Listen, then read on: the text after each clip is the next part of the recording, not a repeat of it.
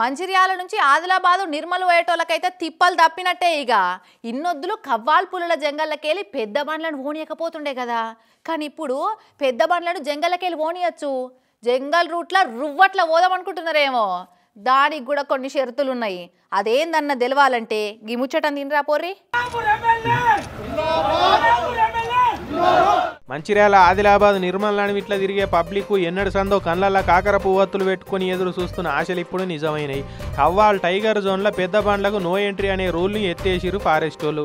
Jannaram జంగలు Kawal tiger జోన్లకి వెళ్ళి పోయే తొలుసూరి లారీకి పచ్చ జెండా ఊపి అదే బండెక్కి తపాలాపూర్ దాకా లారీలనే పోయిండు ఎమ్మెల్యే ఎడమ బొజ్జన్న.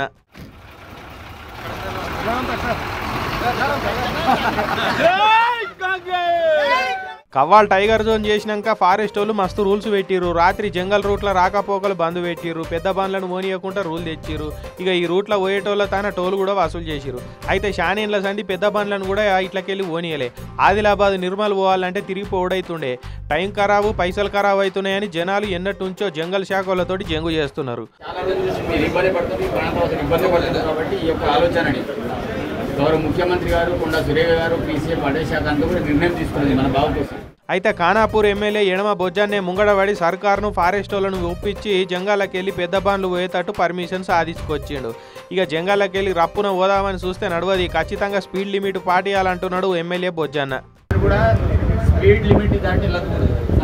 ఈ జంగల్ రూట్ల బండ్లను స్పీడ్లో పోనిస్తే రోడ్డు దాటుతున్న అడవి జీవాలకు టక్కర్లై అవి జీవి విడిచిడే కాకుండా మనుషుల జీవి కూడా పోతున్నది. జీవాలకు రక్షణ లేకుండా అవుతున్నదని ఇన్నొద్దులు పెద్ద బండ్లకు పర్మిషన్ ఇవ్వలేదట. ఇక చిన్న బండ్లకు కూడా స్పీడ్ లిమిట్ పెట్టిరు, కానీ కొందరిగా బండ్లను స్పీడ్లో పోనిచ్చి టక్కర్లు చేస్తున్నారు. అందుకే ఫారెస్ట్ వాళ్ళు ఇన్నేళ్ళు పర్మిషన్ ఇస్తేందుకు వెనుక ముందా ఇరట.